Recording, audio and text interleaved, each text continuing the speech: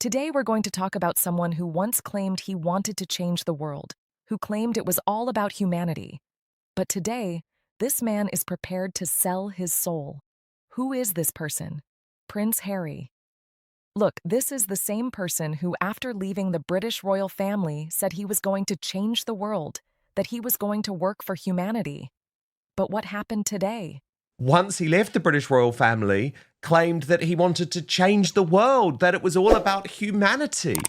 And now he'll sell himself for a couple of $100,000 to speak to a group of real estate agents. I mean, good Lord. Today, this guy is willing to sell his woke wisdom to a group of Canadian real estate agents for just a couple $100,000. Think about it. A prince whose identity comes from the British royal family has become so desperate that he's now giving motivational speeches to real estate agents. Who is now prepared to sell his soul to go and spread his woke bullshit in front of a group of Canadian real estate agents. He's that desperate. I mean, this is someone who... This man has fallen so low that his desperate condition is clearly visible. That grand plan of leaving the royal family, that dream of changing the world and serving humanity, where is all that now? Now he's just chasing money. And the worst part is, this year he went down in the public's estimations even further. Things have collapsed for this guy. The desperation is real, and it's showing in every move he makes. It's Prince Harry, who Leo Curse, remarkably this year, actually went down in the public's estimations even further. And I think in part, Leo, it was because of the desperation of this guy. Look, it's important to understand how easy it is to be a prince. You're a prince from birth. This isn't some achievement you earned through hard work. It's a birthright, an inheritance. Unless you do something extreme like Prince Andrew, it's pretty hard to get fired from being a prince. You're literally in that job as a birthright. Like Prince Harry, he's a prince. It's a pretty easy job being a prince. It's quite hard to get fired. Prince Andrew managed it, but it's unless you do something extreme, it's pretty hard to get fired. Prince Harry managed to mess even that up. The real problem is that this birthright gave Prince Harry an inflated sense of his own capabilities. He thought that just like being a prince was easy, he'd become an expert at everything. He believed that whatever job he took on, he'd be successful at it. What's the reality? The reality is that besides being a prince, he doesn't have any special talents. He overestimated his capabilities. He thought that even without the royal family, he'd make waves in the world. But that strategy completely failed. He thought he could do any job just as well as he could be a prince. But being a prince is literally the easiest job in the world when you're born into it. You're literally in that job as a birthright. And I think it gave Prince Harry, and this has happened to other princes as well, it gave him an inflated sense of his own capabilities. And he thought he could do any job just as well as he could be a prince. So, And now let's look at their actual performance. Their Netflix deal dwindled. Their Spotify deal failed. Everything started off well because people had curiosity. Let's see what they're doing, what new content they have. Netflix deal has just dwindled. Their Spotify deal, I think everything started off well because people tuned in to see, oh, what's the fuss about? What are they doing? When you watch Meghan's cooking show, you'll be shocked. Literally, she was just arranging vegetables on a platter with hummus. I can do that myself, and I'm not a chef. This is their content? This is the creativity that was going to change the world? I don't know if you watched any of Meghan's cooking show, but it was just her arranging like crudités on a platter around a tub of hummus. It was, I can do that, and I'm not a chef. Netflix invested millions. Spotify made deals. But what was the output? Nothing. In the beginning, people watched out of curiosity, but when they saw there was no substance in the content, people ran away. And now the situation is that neither deal has any visible future. Prince Harry has really sort of floundered since then. Nothing sticks. They tune in initially to see what the fuss is about, but then there's nothing there. No depth, no real value, no authentic content that people want to keep coming back to. So yeah, he's really sort of floundered since then. So I'm not surprised. I mean, if I could get a job speaking to Canadian realtors, I mean, indeed, this was nothing this was sticks. probably the Nothing worst moment of sticks. the year. Yeah, nothing sticks. So they're But the biggest hypocrisy is around climate change. This guy stands on stage and says we need to reduce carbon emissions, save the environment, think about future generations. But when he's saying all this, he's flown there in a private jet. Yes, you heard that right. Private jet. This year he went to China for a climate change conference in a private jet.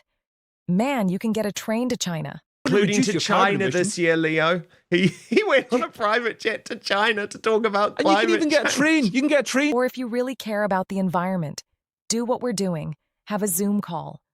We're sitting here on Zoom and indirectly saving the planet. But no, Prince Harry needs his private jet, needs his luxury, needs his comfort. And then he goes on stage and preaches to common people that you should drive your car less, you should save electricity. This is the perfect example of double standards. To China. You can get a train to China. Or, you know what he could do? He could do what we're doing and do it over Zoom. Yeah. You know what I mean? We are saving the planet, Dan, and we deserve to have a seat on the UN board for climate reparations for that. He's flying around in private jets and lecturing others about climate change. He bangs on about how we need to reduce carbon emissions. But when he's saying that, he's usually speaking at a conference that he flew in a private jet to get to. You know what you could do? You could do what we are doing and do it over Zoom. We are saving the planet, and we deserve to have a seat on the UN board for climate reparations for that. But also his hypocrisy around things like climate change. He bangs on about how we need to reduce carbon emissions. But when he's saying that, he's usually speaking at a conference that he flew in a private jet to get to. Yes. So if you But this year's most serious and disturbing incident was when he gave that interview to the British Bashing Corporation. In that interview, he talked about his father, King Charles, who was battling cancer. First of all, he suggested that his father was in the last throes of his cancer battle. How insensitive is that statement? To publicly speculate about your dying father? Second, he publicly criticized his government over the Home Office court decision not to provide him with armed security. But he also publicly criticised his government over this Home Office court decision not to provide him with security, armed security, funded by us. Man, this security comes from British taxpayers' money. You left the royal family, but you want the benefits without the responsibilities? All of this put his father, who is battling cancer, in just the most terrible position. King Charles is fighting cancer, and his son is publicly embarrassing him, pressuring the government. Then finally, in September, King Charles agreed to a face-to-face meeting with Harry. A father tried to connect with his son. And what happened? Within days, Harry had leaked all of the details about what happened in the meeting. Man, do you never learn? Your father trusted you, met with you privately, had a personal conversation, and you told everything to the media? What kind of person does that? It's like, good Lord, do you never learn, man? The level of betrayal is just shocking. I mean, Bernie, there was also a serious side, of course, to Prince Harry's horror this year, because he gave that interview to the British Bashing Corporation where not only did he suggest that his father was in the last throes of his cancer battle, it put his dad, who is battling cancer, in just the most terrible position. Finally, Charles did agree to a face-to-face meeting in September, and then within days, Harry had leaked all of the details about what happened in the meeting. And it's like... The truth is, I don't think Harry is very bright. He seems intellectually challenged to me. Look, this might sound harsh, but facts are facts. Look at his decisions, look at his strategies, look at his content. Nothing is solid. Basically, I think he is intellectually challenged. Harry is very bright, basically. I think he is intellectually challenged. Do you like my crown? What he did over his father was appalling, absolutely wrong. And in the beginning, the Oprah interview was also equally appalling. These people keep making repeated mistakes. No strategy is made thoughtfully. In emotion, in desperation, or for publicity, they do things that hurt them long term. I think they make the most dreadful errors. Time and time again, the same pattern repeats. Was appalling. I also think right at the beginning, the Oprah interview was appalling. I think they make the most dreadful errors. And now I hear, I'm fed this by I thought we'd got rid of them, but the reality is they'll come back. Why? Because they need Britain and the British royal family. Look, their commercial value, their worth, their identity, everything is connected to the royal family. If they completely distance themselves from the royal family, they'll have no identity left in the world.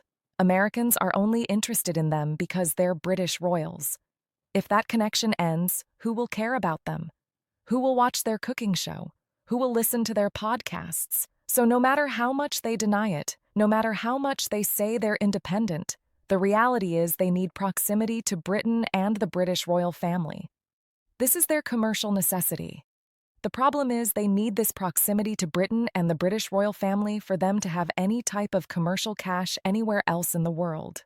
But I mean, no, I think it will happen, won't it, Leo? Because the problem is they need this proximity to Britain and the British royal family for them to have any type of commercial cachet anywhere else in the world. They had one story to sell: royal family secrets, behind-the-scenes stories, controversies.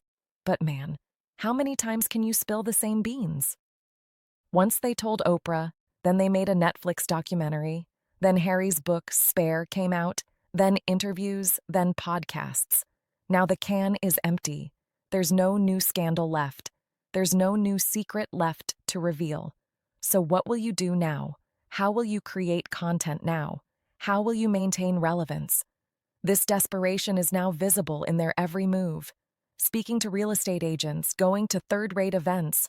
All of this shows that their story is over, and now they're going to come groveling back to Britain. You know, when you're the one story you've got to tell is about spilling the beans on the royal family. How many times can you spill those beans? Eventually, the can's going to be empty. And I think the can's empty now. So now they're going to come groveling back to try and reconnect. Spotify deal, a new Netflix deal every year. But, when you're the one story you've got to tell is about, spilling the beans on the royal family. How many times can you spill those beans? Eventually the can's going to be empty. And I think the can's empty now. So now they're going to come groveling back to try and, maybe they can... Honestly, putting certain people in certain positions seems very satirical. It's setting them up to fail. If you made me a ballerina, how absurd would that be? Exactly like that, some appointments are completely beyond logic. That's setting him up to fail. That's like setting me up as a ballerina or something. That's an absolute nonsense. And the jury trials issue is terrifying for British justice. One thing that stands between a lot of people in jail is the fact that you're going to be judged by a jury of your peers instead of some activist left-wing judge who's angling for a seat in the House of Lords with their Labour cronies. This system is in danger, and we need to think seriously about this. This is a terrifying moment for British justice. You just couldn't make it up, could you? The man who believes that other men can grow a cervix and become a woman with hormones and stuff, which is what he said on LBC radio, is now in charge of justice. What can you even say on that when one of his first jobs is to remove... So that was today's discussion. From Prince Harry to political appointments, we've seen how desperate decisions and hypocrisy destroy people's image. If you enjoyed this analysis, subscribe to the channel, hit the notification bell, and share your thoughts in the comments. See you in the next video.